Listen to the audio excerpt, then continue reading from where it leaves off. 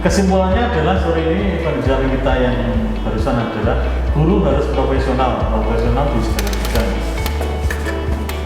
Gitu aja saya bersampai. Terus mintanya kesuwen, guru harus profesional. Aku lali tadi apa? 3, 2, 1. Selamat sore guys. Ketemu lagi dengan kita di acara yang masih sama. Ya selamat sore Mbak Tari. Selamat bergabung lagi di channel kami di Sahabat HP. Kemudian yang mau kita tanyakan ini adalah tentang dari sisi pendidikan ya, dari sisi pendidikannya.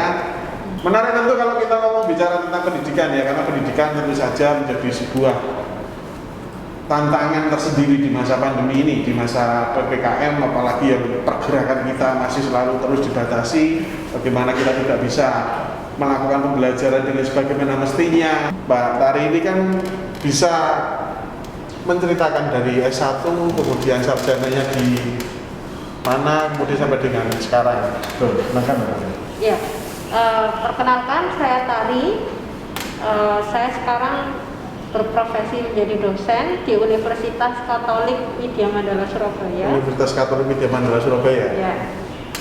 S1 saya di UKWMS di Widya Mandala, jurusan fisika, pendidikan fisika. Kemudian saya lanjutkan S2 di UNESA, pendidikan sains. Kemudian saya lanjut lagi S3, pendidikan sains juga. Jadi sekarang Di Indonesia juga. di UNESA juga. Jadi sekarang proses disertasi akhir begitu. Oh, itu ada bahasa anunya, dokter itu apa? Dokter apa itu namanya? Kalau mau dokter itu apa namanya? Ada di bahasa akademiknya ada itu. Mau dokter. Gelarnya di depannya apa? Ada biasanya. Kandidat. Kandidat dokter. Kalau sekarang kelihatannya Enggak ada. tidak berlaku. Oh, enggak berlaku. Berarti itu sudah dulu kamu waktu Itu jadi waktu dokter. kita. Ya, kita kan masih tulis kandidat dokter. Sekarang dulu sudah waktu ada. kita kandidat dokter. Iya. Sekarang itu kandidat terus. Kandidat terus, karena jadi kandidat aja udah bagus kan. Jangan sampai Kita dokter. nggak pernah sampai dokter. Kita kandidat. Iya. Iya. Jadi Ya, silakan. pengalaman mengajarnya mungkin ya Pak. Iya. Ini kan dalam masa pandemi ya. Masa pandemi sudah 2 tahun kalau tidak salah ini kita juga masih terus melakukan kegiatan dari rumah. Kesulitannya apa ini kira-kira kalau kita harus melakukan belajar dan mengajar dari rumah ini kesulitannya apa kira-kira? Kalau kesulitan pasti ini internet begitu. Jadi internet itu harus stabil. Kemudian biasanya kita beli paket data yang hanya giganya sedikit gitu, tidak perlu banyak. Tapi kalau sekarang harus online terus, harus ini besar gitu. Gitu ya. Iya. Harus besar ya. Jadi kuotanya itu memang harus besar. Jadi memang disarankan di rumah itu pasang Wifi.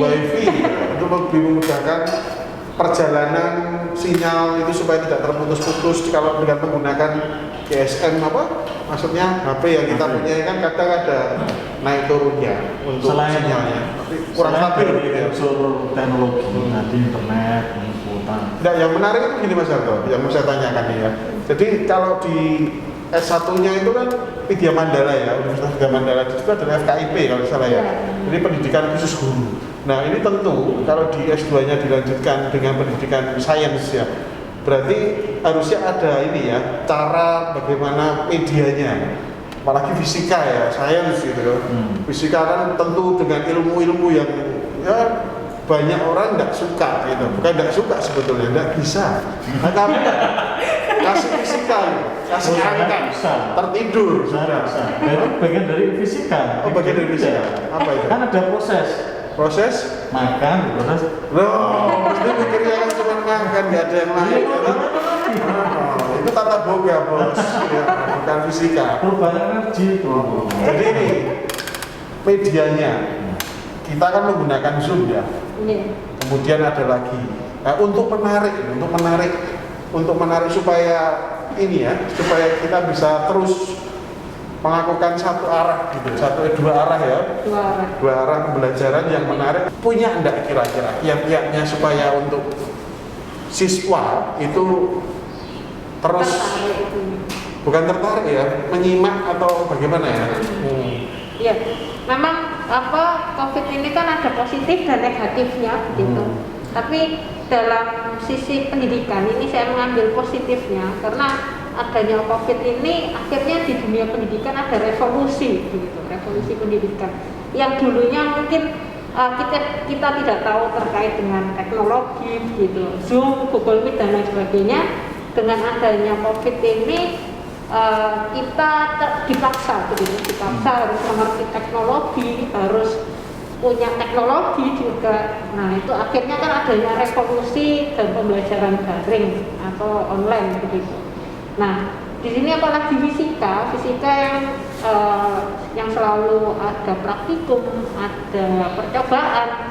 Nah sekarang daring bagaimana caranya? Nah itu ada beberapa hal yang kami lakukan agar tetap melaksanakan percobaan. Nah ini ada aplikasi virtual lab gitu. Jadi virtual lab ya, kami memanfaatkan memanfaatkan virtual lab dan kami merekam percobaan yang kami lakukan, kemudian kami share videonya ke mahasiswa. Akhirnya mereka juga tahu tentang praktikum ini, tentang alat-alatnya meskipun tidak hands on, enggak langsung pegang begitu.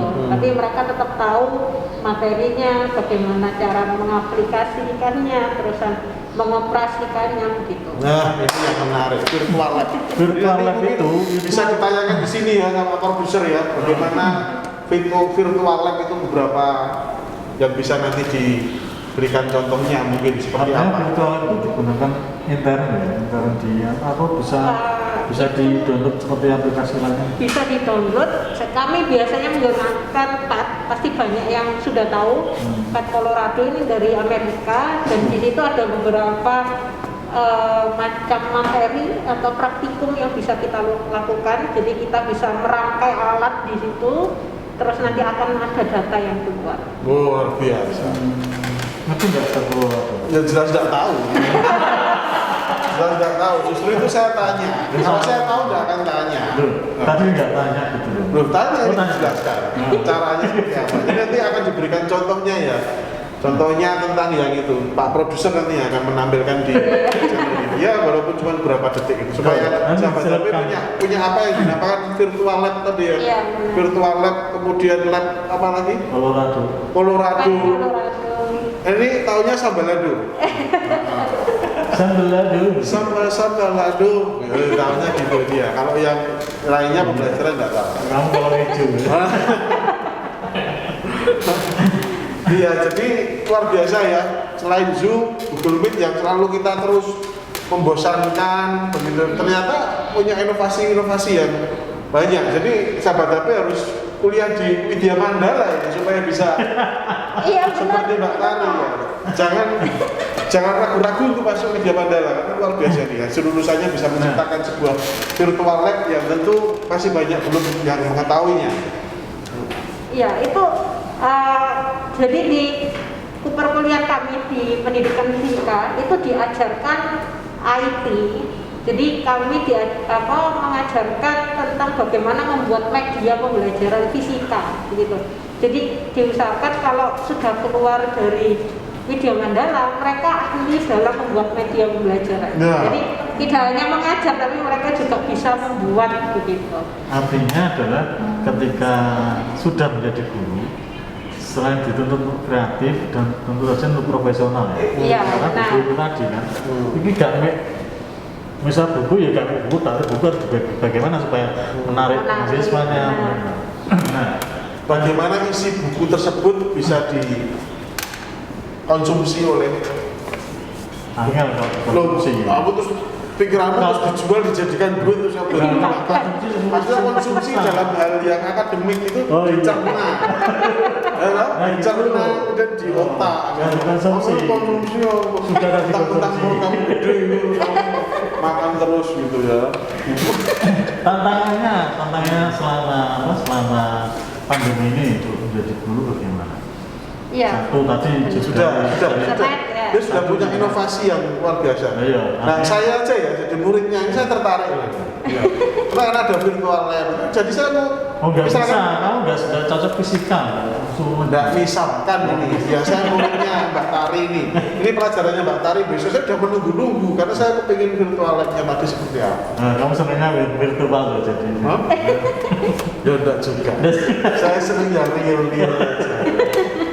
Ya, Oke, gimana Pak Tri? Untuk apa selama masa pandemi dan PPKM? Iya, jadi kalau misalnya tatap muka, materi itu kan kita sudah ingat gitu ya Pak. Tapi kita langsung mengajarkan di papan. Tapi kalau untuk yang daring ini kita sebelumnya harus menyiapkan materi dengan benar. Otomatis kita harus menggunakan media seperti PPT, mungkin aplikasi yang lain juga. Jadi tantangannya yaitu harus siap di awal, siap materi, siap strategi yang akan kita terapkan juga. Gitu. Itu sih Pak. luar biasa. Tepuk tangan dulu. Tepuk tangan dulu. Buat solusi pembelajaran yang luar biasa. Mengapa guru itu harus profesional, Mbak Tari? Iya, profesional itu kan ahli pada bidangnya begitu ya. Jadi kalau guru baru-baru ini, bukan baru-baru ini, beberapa tahun ini sudah ada program dari pemerintah yaitu pendidikan profesi guru. Nah, di situ diajarkan bagaimana guru menjadi profesional begitu dalam bidangnya masing-masing. Artinya ada pendidikannya ya? Ada pendidikannya. Awalnya memang tujuannya untuk mensejahterakan guru. Begitu. Ya apa sih profesi guru ini kan, apalagi guru ini adalah ibunya dari pendidikan begitu ya. Jadi kalau tidak ada guru, nggak mungkin ada pendidikan yang lain juga. Jadi tentunya FKIP ini yang utama begitu. Yeah. Seorang guru ini kan yang utama. Jadi profesi guru ini sangat penting dan profesional dalam hal ini adalah mengetahui tentang materinya. Jadi kalau memiliki ijazah ya, sekolah S1 lulus bukan FKIP, itu harus mengenyam lagi pendidikan profesi tadi. Iya, benar. Itu makanya guru harus di situ nanti akan digodok ya mungkin ya. Jadi mungkin keluarnya seperti Mbak Tari ini bisa menciptakan sebuah media yang luar biasa dalam menyikapi. Ya kita tentu tahu ya bagaimana kondisi seorang anak begitu ya, kondisi seorang mahasiswa ketika harus menjalankan pandemi, menjalankan pembelajaran di masa pandemi itu juga sangat, yang biasanya bertemu dengan temannya, kemudian bisa melakukan kegiatan yang ya dengan keterbatasan itu, maka Mbak Tari ini menciptakan sebuah teknologi yang luar biasa. Ya, jadi kita bisa memanfaatkan apa yang ada di sekitar kita, gitu. Bahan bekas itu bisa kita gunakan sebagai media juga. Oh. Itu masuk dalam materi fisika juga. Itu Bahan bekas. Iya. Barang. Oh barang. Bahan bekas. Oh bahan bekas. Iya. Bahan bekas. Jadi kalau di fisika kan cenderung untuk mengkaitkan apa yang ada di kehidupan sehari-hari dengan materi. Gitu. Jadi mungkin guru-guru yang sekarang sudah sangat banyak yang inovatif, sudah menciptakan banyak hal. Saya melihat di YouTube itu juga banyak sekali media yang sudah mereka ciptakan untuk beradaptasi dengan keadaan yang sekarang. Gitu. Banyak sekali dan guru-guru sekarang sudah sangat luar biasa. Apalagi menghadapi tantangan COVID ini. Artinya COVID itu juga membawa dampak yang positif ya. Memaksa guru untuk berinovasi. Iya.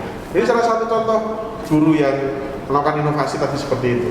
Ini mungkin yang bisa menginspirasi teman-teman juga bahwa selain inspirasi dari guru juga kreativitas dari siswa. Bagaimana memanage sebuah pembelajaran itu bisa diterima. Jadi memanfaatkan waktu begitu ya, kemudian menyimak dengan baik, bisa menjadi sebuah proses kegiatan belajar mengajar yang seperti tatap muka seperti biasanya. Iya. Kira-kira seperti itu. Mungkin ada kiat-kiat ini buat Bapak Ibu guru yang mungkin menyaksikan ini, sahabat HP, karena kita juga memiliki subscriber dari Bapak Ibu guru ya. Kalau dari sisi pendidik itu mungkin bukan bisa dikatakan siap, artinya mereka sudah sudah berinovasi ya, yang Mbak Tani tadi jelaskan. Dari sisi siswa, nah apa yang diharapkan oleh seorang didik? Karena ketika kita melakukan daring, belajar secara daring, setiap siswa kondisinya beda-beda, kan begitu. Beda kalau di kelas ya, pertama tatap muka, guru tahu semua, dosen tahu semua. Tapi ketika daring, kita seorang guru tidak tahu kondisinya siswa. Bisa jadi ya, mohon maaf, pengalaman teman saya guru, ketika sudah mulai ada siswa itu lagi gosok gigi. Oh, nah gitu. Itu bagus itu kreatif ya. Ketika teknologi itu mendukung suatu keadaan bagus saja. Tapi ya, karena membuat temannya ketawa, sehingga dia kreatif. Nah, ya, ini jadi bagus. Ada pengalaman seperti itu. Kapan itu dipanggil ke sini jadi bintang tamu aja? Yang gosok di kita ini. Iya benar. Itu pengalaman di. Karena itu sebuah tantangan juga kan gitu. Benar, mungkin itu sudah dialami oleh semua guru, mungkin semua pengajar juga yang dalam daring ini. Siswa itu sering video call, tapi ternyata di belakangnya kan kita nggak tahu mereka lagi ngapain. Ada yang lagi tidur, lupa. Ada yang lagi makan, ada yang lagi ya mungkin sikat gigi dan lain sebagainya. Itu yang tidak bisa kita awasi dan tidak bisa kita atur gitu. Kami sudah. Jadi memang betul-betul kalau kita mengerjakan sesuatu itu belakangnya harus supaya lebih aman ya. Jadi kita bekerja betul atau belajar betul di tempat yang disediakan gitu. Bukan terus backgroundnya itu dapur atau tempat tidur gitu. Supaya hati-hatinya di situ. Supaya nanti kalau lupa menyalakan on off di videonya tidak terlihat yang di belakangnya. Sehingga membuat kata sebetulnya bagus juga sih, itu kreatif itu. Artinya gitu. Itu bisa jadi disengaja itu. Saya penasaran itu namanya siapa ya? Nicholas.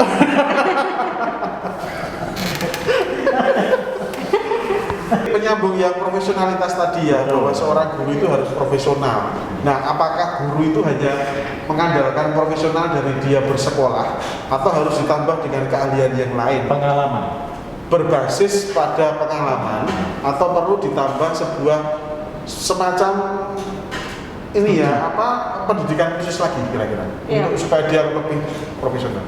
Ya, memang banyak guru itu yang ternyata bukan backgroundnya bukan pendidikan. Nah, mungkin ada yang murni begitu.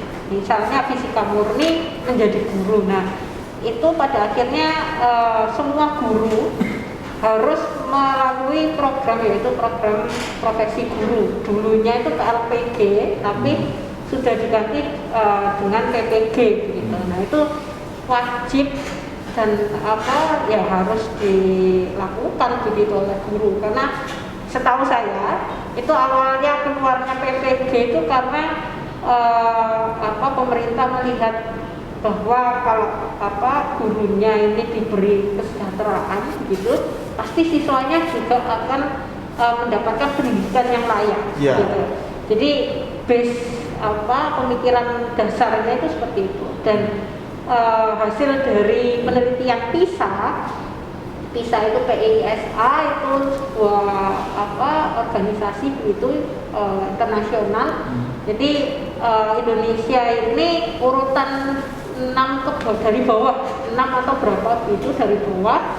Nah, dari hasil itu akhirnya dibuatlah suatu perubahan yang ada di Indonesia untuk mensejahterakan tentunya guru dalam hal pendidikan. Kemudian pengennya juga siswa ini bisa meningkat. Kalau siswa ini sudah berpikir kritis, bisa dapat memecahkan masalah, mereka tidak akan terpengaruh adanya hoax gitu. Jadi saling berkaitan gitu. Intinya menghindari dari hoax atau informasi yang tidak tepat gitu. Jadi profesi guru. Jadi memang kalau guru ya sekarang yang sudah menjadi guru itu masih perlu ya untuk ke PPG profesi pendidikan guru. Pendidikan profesi guru harus itu ya, harus menempuh itu. Kalau yang belum memiliki masih umum sarjana umum harus ngambil PPG. Ya. Jadi untuk mengikuti PPG yang ini kebetulan kami dapat yang dalam jabatan itu yang dibiayai oleh pemerintah. Nah itu ada beberapa persyaratan yang harus dipenuhi oleh peserta gitu. Terutama guru tersebut harus tetap guru tetap yayasan di sekolah tersebut dan masih ada beberapa persyaratan lain. Kalau nggak salah sudah mengajar 5 tahun kalau nggak salah ini. Itu nanti otomatis akan menaikkan salary-nya. Benar. Ya. Jadi harus ada itu ya. ada Wah ini menarik sekali tambahan. ibu guru yang ada di rumah kalau mau untuk mendaftar PPG ya, itu bisa lewat jalur apa tadi? Dalam jabatan. Dalam Jadi jabatan. semuanya langsung dari pusat Diajukan dan dibiayai ya. oleh pemerintah. Sekolahnya ada di Widya Mandala juga ada ya? Di Widya Mandala salah Di Widya satu Mandala. RPTK yang mengadakan PPG. Oh, Luar biasa ya. luar biasa berarti Universitas Widya Mandala itu luar biasa sekali ya. Ya. Baru tahu nih kalau ada PPG itu. Ya, Biasa. dari Selain tahun menciptakan- 2018 Oh, 2018 ya. ya.